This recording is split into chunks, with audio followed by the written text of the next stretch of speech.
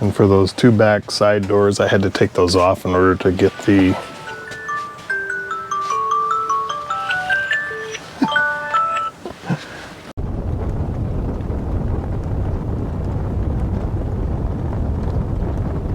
Okay, so we're starting on our flooring. We're using this home decorator collection from Home Depot. And this is the Furview Lookout 5mm flooring. It's a click lock floor. And so you generally want to stagger your seams. So I started on the inside there, anything really close here.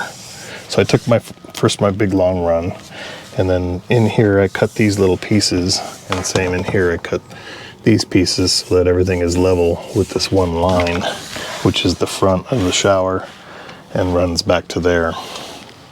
And so then I laid the first one, the second one, and then cut off this one, and then take what you cut off and use it to start the next row so that it staggers your seams. So here we have one that's cut, a full one, another one that's cut, and then the cutoff from that one I'm using over here for my next row. And this goes in, just out of the way here. It goes in at an angle like this, and then you just push down.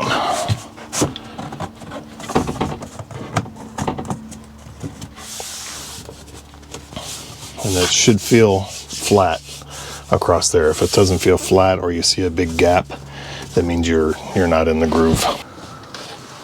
The next row that goes in, so here's my tongue, or this is the top part, this is the bottom part. So you just put that in first, so it's all the way down your line here, and you get it right up next to this piece here, and then tap it in with a soft mallet, and it should click. Like I said, if you can feel a ridge, that means you're not all the way down. It should be smooth all the way across. And that's it. So now for our this one here, this will be the start of our next row. So we need one that is 2 foot 6 inches. And this part over here is going to be covered with a step too, but I wanted to put this underneath so it kind of flows. This will save us cutting in. Yeah. It's long enough? Yep. Yeah. Is that the right end though? Or is it? Yes, that's the right end that goes into the other board. So these are really easy to cut.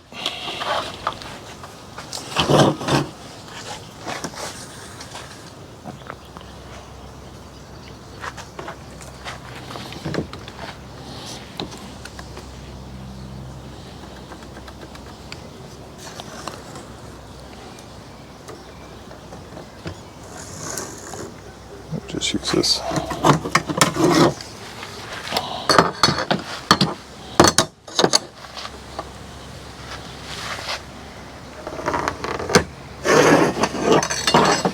So you just use you can even use that as your guide for the blade.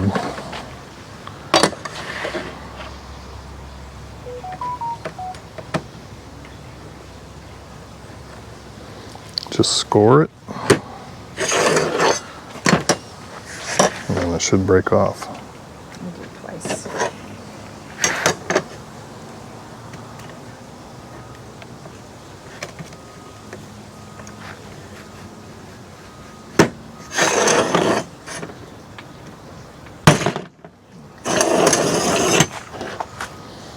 Perfect.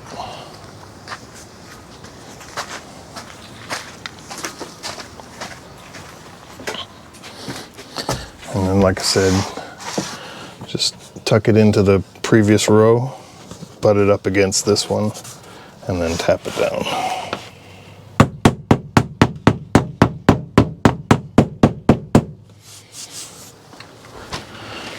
For tight cuts, like little small cuts. If you were going to notch something out, let me hold this. If you were going to notch something out, like for instance an 80-20 bracket on the floor or something like that, I use my bracket as my template, so I know exactly how big it is.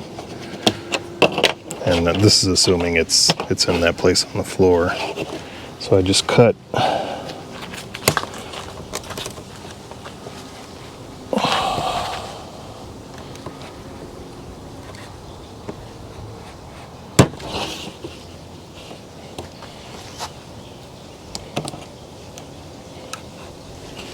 Then I use a pair of pliers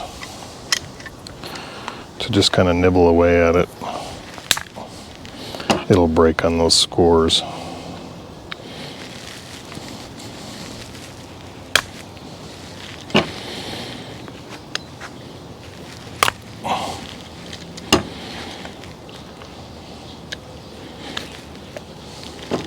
And once you get it up there, you can clean it up with your box cutter.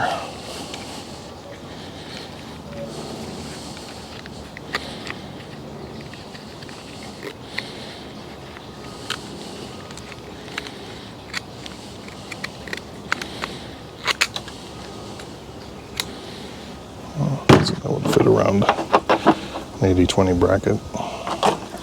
And then also for really thin cuts, use the pliers as well. So like say I had a real long strip that I wanted to cut.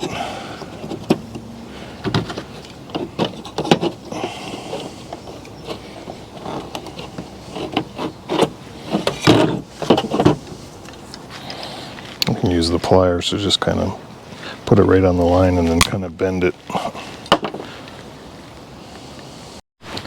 Okay, so here we got the floor installed. Looks good. I'm gonna trim this out with these. I found these at Lowe's. I went looking for them yesterday and I could not find them, so I'm not sure if they just don't carry them. But I think they're supposed to normally go like this. But I'm putting them this way so I can cover the flooring and the insulation underneath. And I have 2 of them, so I'll just cut this down to fit. And then our cabinet here will go on top of the floor over here.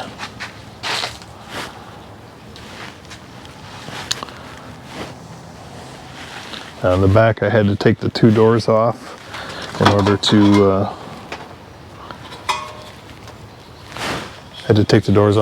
fit underneath there.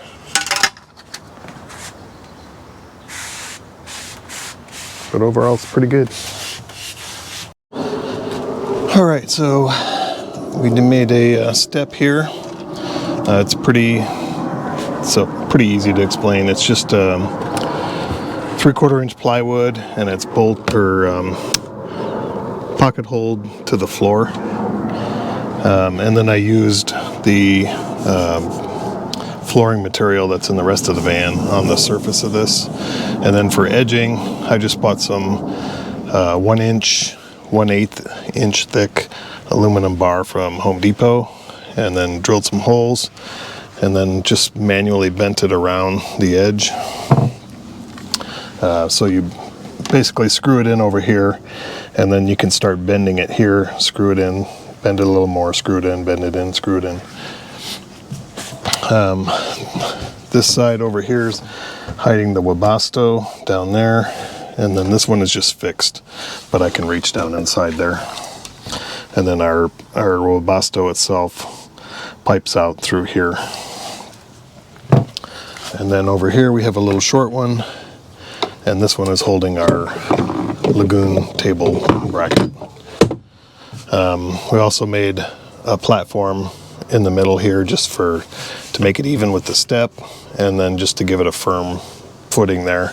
It's known for being kind of squishy and mushy, so we did that. But for the height of this, I just determined what felt like it was comfortable, and then subtracted 3/4 of an inch from that for the lid, and that was the height of my base. So that'll give us like a footrest. And if our table's over here, my wife will be turned this way slightly so that she can use it as a footrest as well.